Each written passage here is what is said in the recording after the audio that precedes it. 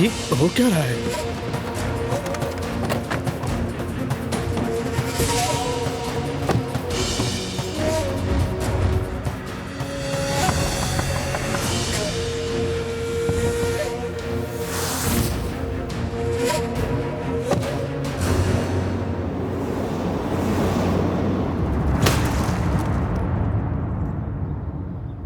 अल्लाह का लाख शुक्र है।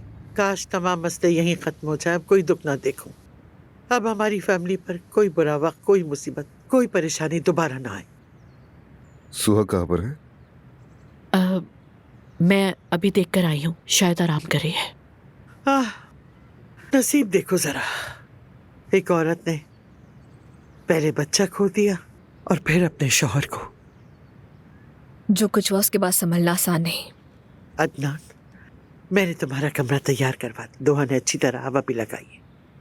आज किसी से कोई वादा मत करना। आज हम सब एक साथ बैठेंगे खानदान की तरह। मुझे अब चलना चाहिए। ऐसे वक्त में हमें एक नहीं होना चाहिए क्या? इतनी मुसीबतों के बाद। जैसी तुम्हारी मर्जी सिमरत, खुद को मजबूर मत समझो। दोहा, क्या वो पट्टियां बनाई हैं जो अदनान को पसंद है? जी जी असमत साहिबा, वो मैंने बहुत पहले ही बना ली थी, बस गर्म करने के लिए रखी हैं। चाय तुम सर्व करो, मैं किचन में जाके देखती हूँ। माशाल्लाह, कितनी मेहनती है वो। अपना दुख दबाए फिरती है, फिर भी हर वक्त मेरा हाथ बटाने की कोशिश करती है हमेशा। असमत साहिबा, फिजियोथेरेपिस्ट आ गया है। आज था क्या? अरे मैं तो भूल ही गई। अच्छा ऐसा करो, उसे ऊपर कमरे में ले जाओ, मैं भी आती हूँ। डॉक्टर ने घुटनों के लिए फिजियोथेरेपी का कहा था। मैं जा रही हूँ, तुम सब खाना खाओ। कुछ चाहिए आपको असमत साहिबा? नहीं बेटी, तुम बहुत थक गई होगी, जाकर बैठो, मैं जा रही हूँ।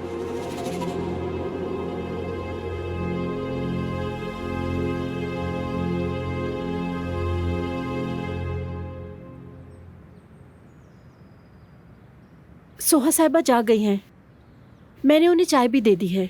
अदनान साहब, अगर आप चाहें तो मिल भी सकते हैं। ज़मरुद चलें क्या?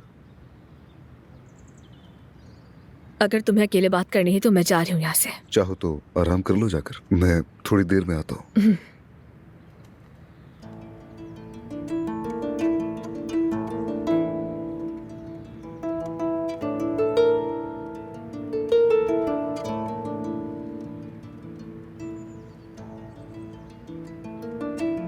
चाय तो बहुत ठंडी है, तुम जरा ख्याल नहीं रख सकती क्या?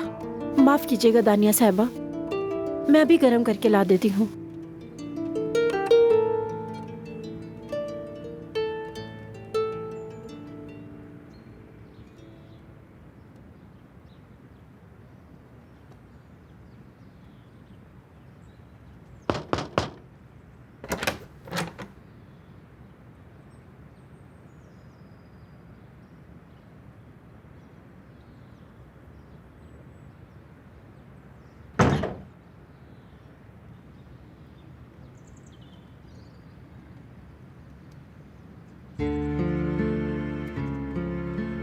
सुहा, सुहा,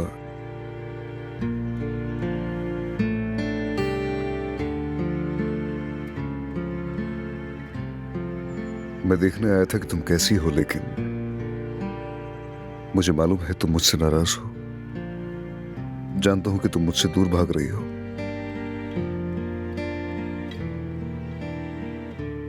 सोहा, चाहो तो मुझे डांट लो, अगर गुस्सा है तो चीख भी लो मुझ पर। कम से कम तुम्हारा दिल तो हल्का हो जाएगा। हम एक खानदान हैं, तुम मेरे लिए बहुत कीमती हो। कुछ भी हो, ये नहीं बदल सकता। आप हमेशा यही कहते हैं, हमें खानदान है। आप हमेशा हमारी हिफाजत करते हैं। देखो, ये तो मेरा फर्ज है सोहा। ये फर्ज आपको किसने दिया? सुहा, अगर मैं तुम्हारी हिफाजत नहीं करूंगा तो भाई होने का हक कैसे अदा करूंगा? ठीक है, मुझे अब किसी की हिफाजत की जरूरत नहीं और ना ही मैं किसी की हमदर्दी चाहती हूँ, क्योंकि जहाँ आप शामिल होते हैं वहाँ कोई ना कोई मर जाता है। सुहा देखो, तुम नाइंसाफी कर रही हो। मैंने कभी किसी को नुकसान नहीं पहुंचाया और ना ही कभी ये चाहा कि कोई जख्मी हो। आपने मेरे शौहर को कत्ल किया। मैं कह रहा हूँ कि मैंने हामिद को नहीं मारा, तुम समझ क्यों नहीं रही हो? क्योंकि मैं समझना ही नहीं चाहती। आप सबने मिलकर मारा है उसे। आप लोगों ने उसे जीने का मौका ही नहीं दिया। फिर मेरी बेटी को जीने का मौका किसने दिया, ये सोचा तुमने? मेरी बेटी कहाँ है? मेरी छोटी बेटी कहाँ है? इसका जवाब दो मुझे। है जवाब क्या तुम्हारे पास? तो क्या मुझे ईशा का कोई गम नहीं? क्या मैं बेहिस हो चुकी हूँ? सुहा देखो, मेरी बात का मतलब ये नहीं था। आपको लगता है कि हामिद का गम मना रही हूँ इसलिए मुझे ईशा का कोई दुख नहीं है? क्या किसी के दिल में दो जख्म एक साथ नहीं हो सकते? सुहा पता नहीं तुम्हें किसने क्या कहा है, मगर आइंदा मुझे दूसरों की बातों पर कसूरवार मत ठहराना, समझ गई? वो मेरा शौहर था। मुझसे मोहब्बत करता था, हर चीज के बावजूद, सबके खिलाफ जाकर भी मैं भी उससे मोहब्बत करती थी। सुहा, तुम उसके साथ जिंदगी गुजारने वाली नहीं थी। याद है तुमने खुद उसे छोड़ा था। तुमने खुद बताया था उसने तुम्हारे साथ क्या क्या किया। वो इंसान तुम्हारी जिंदगी में कैसे आया और क्या चाहता था तुमसे। हमने बात की थी, हमने एक दूसरे को माफ कर दिया था। देखो सुहा, अगर वो आदमी हमारे दरवाजे पर ना आता, अगर यहाँ ना आता, तो मुझे यकीन है जो कुछ हुआ है वो सब कुछ कभी ना होता। हाँ तो फिर कहते वो मरने के लायक था। हाँ कहते भाई कि उसे जीने का कोई हक नहीं था। सुहा,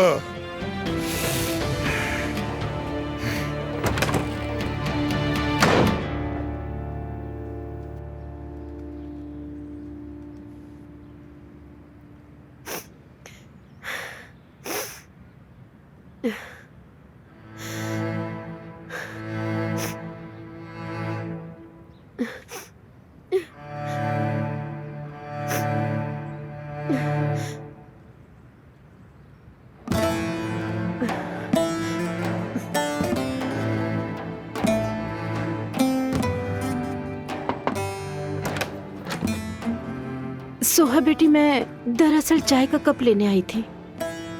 खैरियत है? तुम कहीं जा रही हो? मैं अपनी अम्मी के पास जा रही हूँ। अगर दादी पूछे तो बता देना।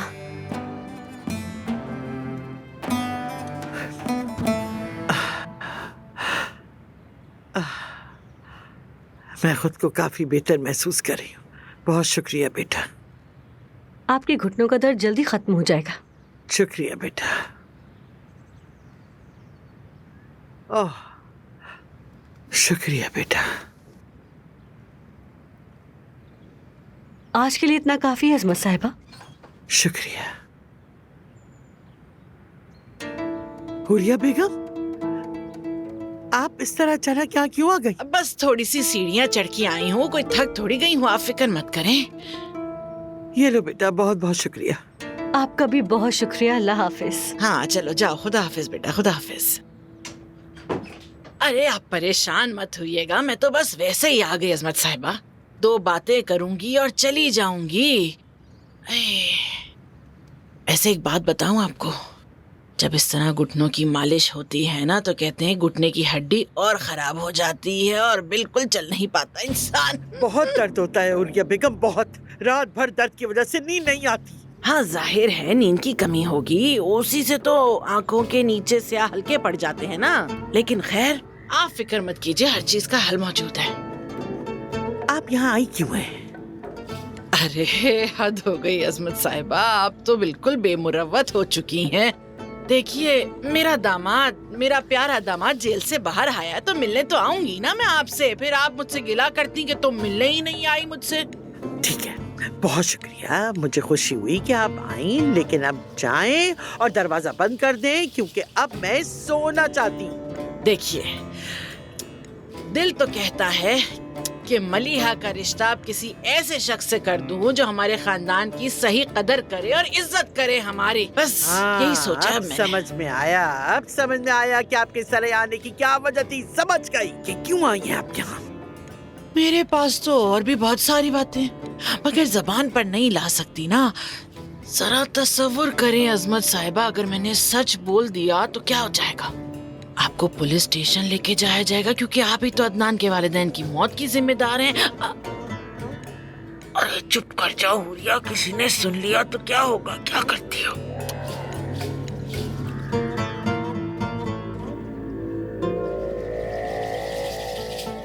और वो घर से कब गया? मैंने लतीफ साहब को बाहर जाते हुए नहीं देखा। अच्छा, चलो एक बात पूछती हूँ तुमसे। वादा करो इस बात को राज रखोगी। क्या लतीफ किसी लड़की से बात करता है? कभी देखा या सुना? नहीं मालूम, मुझे कैसे पता होगा? कभी भी कुछ तो देखा होगा तुमने। मुझे वाकई नहीं मालूम,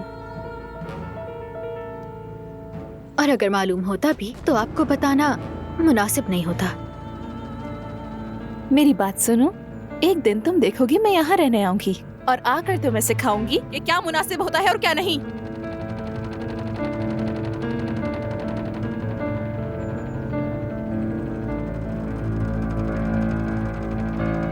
और हाँ, मुझे याद आया, जब जमरुद यहाँ आई थी ना तो आपने उसके लिए एक सोने का कंगन लिया था, याद है ना आपको? वैसा ही बिल्कुल मलिहा के लिए भी ले लीजिएगा, वरना बहनों में इख्तिलाफ हो जाएगा। चले मैं चलती हूँ। हाँ क्या हो गया? भवे तो मत चढ़ाइए, बूढ़ी हो जाएंगी और झुर्रियाँ पड़ जाएंगी आपको इंशाल्लाह। तौबा इस्तग़फ़ार।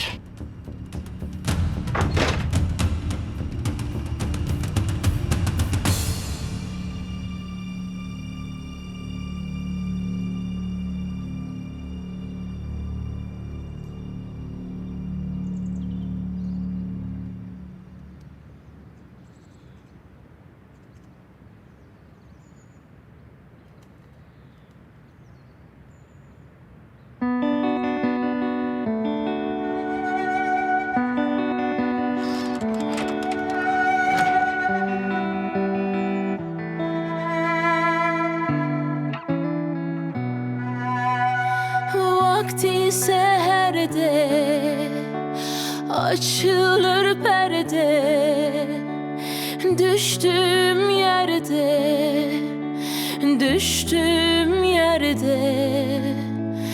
derman sendedir. Düştüğüm yerde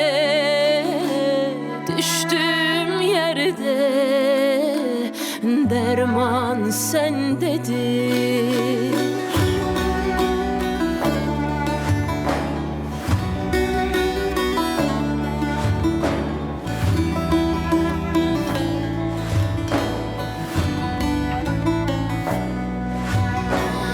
Düşmüşüm kaldır, mihnetim oldur, ağlarım güldür, derman sendedir. Ağlarım güldür, derman sendedir.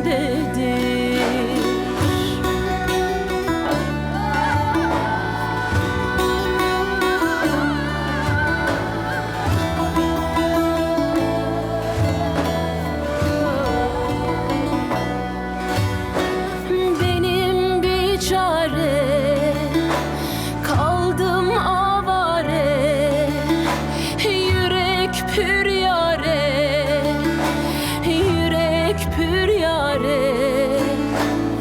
derman sendedir. Yürek pür yare,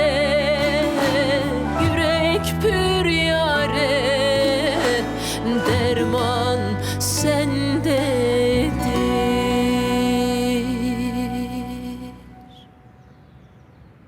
मेरी बेटी चली गई, मैं सारे खिलौने छोड़कर, अपनी चीजें यहीं छोड़कर, जैसे वो यहां बस मेहमान बनकर आई थी।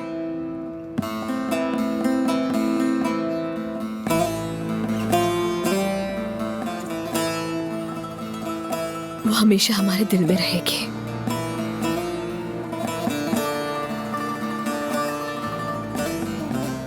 जरूरत अगर तुम ना होती तो मैं ये सब बर्दाश्त ही ना कर पाता। तुम ही वो वाहिद सहारा हो जिसकी वजह से मैं खड़ा हूं, वाहिद पनाहगाह हो। अब कभी हम एक दूसरे से जुदा नहीं होंगे।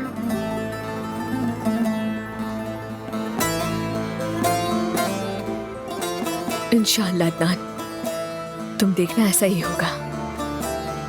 अब कभी हमारी जिंदगी में दुख ना आए, न किसी को हमारे दरमियान आने देंगे। मेरी बस एक ख्वाहिश है मैं अपनी फैमिली के साथ सुकून भरी जिंदगी गुजारूं।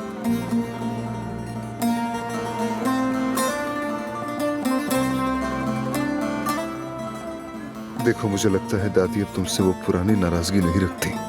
वो भी समझ गई है कि हम दोनों को अब कोई जुदा नहीं कर सकता, और न ही हम दोनों एक दूसरे को छोड़ेंगे।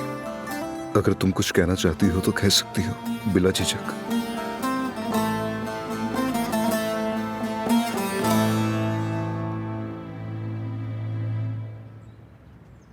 कुछ कहोगी नहीं मुझसे? इंशाल्लाह ऐसे ही होगा, मुझे पूरी उम्मीद है। ज़मरुद, तुम कुछ छुपा तो नहीं रही? हाँ, नहीं तो मैं तो नहीं छुपा रही कुछ। सच बताओ मुझे।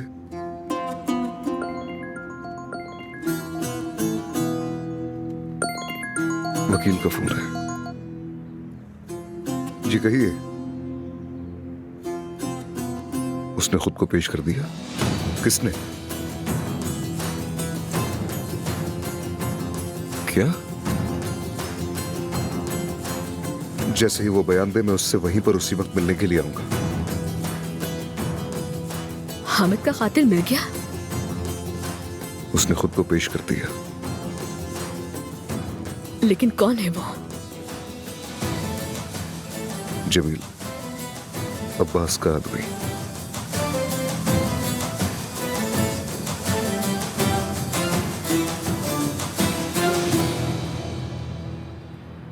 अरे बेटा, मैंने कहा था ना, भूल गए क्या कि इसके चेहरे को हाथ मत लगाना। देखो तो क्या हाल कर दिया तुमने इस बेचारे का। अब तो ये खूबसूरत भी नहीं रहा। बेटा, कितनी उम्र है तुम्हारी? 20? 21? कोई महबूबा है क्या? तुम्हारा मसला क्या है पागल इंसान? हाँ, मसला तो है एक, और उसका हल अदनान के पास है। समझ क्यों नहीं आ रही है तुम्हें? हामिद को अदनान भाई ने नहीं मारा, वरना पुलिस उन्हें इतनी आसानी से छोड़ देती। लगता है तुम्हें तो पता ही नहीं कि हमारे बीच क्या खेल चल रहा है। तुम्हारा वो जमील, जिसे हामिद का नाम तक नहीं पता, उसने खुद को पेश कर दिया कि कत्ल मैंने किया है। जमील कहाँ, हामिद कहाँ? हाँ, क्योंकि उसे हुक्म मिला था। वैसे भी इस दुनिया में सब कुछ हो सकता है, लेकिन तबाह तो तुम ही होगे बेटा, और इस बात का अफसोस है मुझे। इतने कम उम्र हो के भी इस आग में फंस गए। देखो, मार दो मुझे, मार दो। देख क्या रहे हो? मुझे तुमसे डर नहीं लगता, मार दो मुझे। डरना तो चाहिए, इतना कि जान निकल जाए।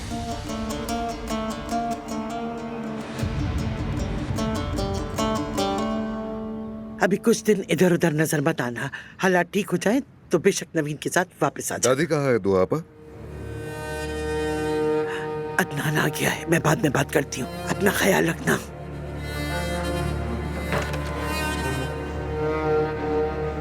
खैरियत तो है बेटा? दादी, सुना है जमील ने पुलिस के सामने इकरार किया है कि हामिद पर गोली चलाने वाला वो था। देखा तुमने? मैं जानती थी वो हमारे खानदान को अपना समझता है, और देख लो, कर दिया ना उसने साबित। आप चाहती थी ना कि वो इल्जाम अपने सर पर ले?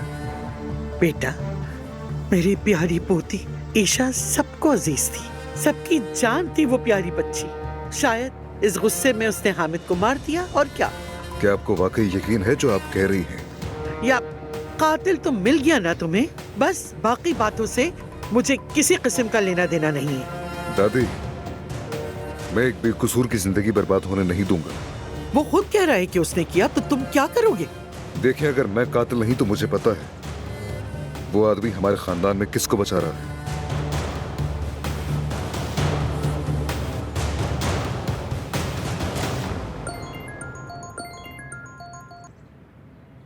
ये देखो अदनान दमीर खान, लगता है तुम्हारा आदमी तुम्हारे लिए कुछ भी कर गुजरता है। तुम्हारी जगह जेल में देखो वो बैठा है, मानना पड़ेगा तुम्हारा आदमी तुम्हारे लिए जान भी दे सकता है। मेहराम साहब, कहा था ना कि मैंने तुम्हारे बेटे को नहीं मारा। फिर किसने मारा? हर कोई यही कहता है कि मैंने नहीं मारा, तो फिर बताओ मेरे बेटे को किसने मारा? हाँ, किसने मेरी औलाद को मुझसे छीना? मेरी बात सुनो, मैं तुम्हें 24 घंटे देता हूँ, या तो कातिल मेरे सामने होगा या फिर तुम अंजाम भुगतोगे। मैं बिल्कुल ठीक हूँ अदनान भाई। लतीफ, मैं से बता रहा हूँ कि आपने हामिद को नहीं मारा, लेकिन ये सुन ही नहीं रहा। बेटा, तुम्हारे ये घर का बच्चा फिलहाल तो खैरियत से है, लेकिन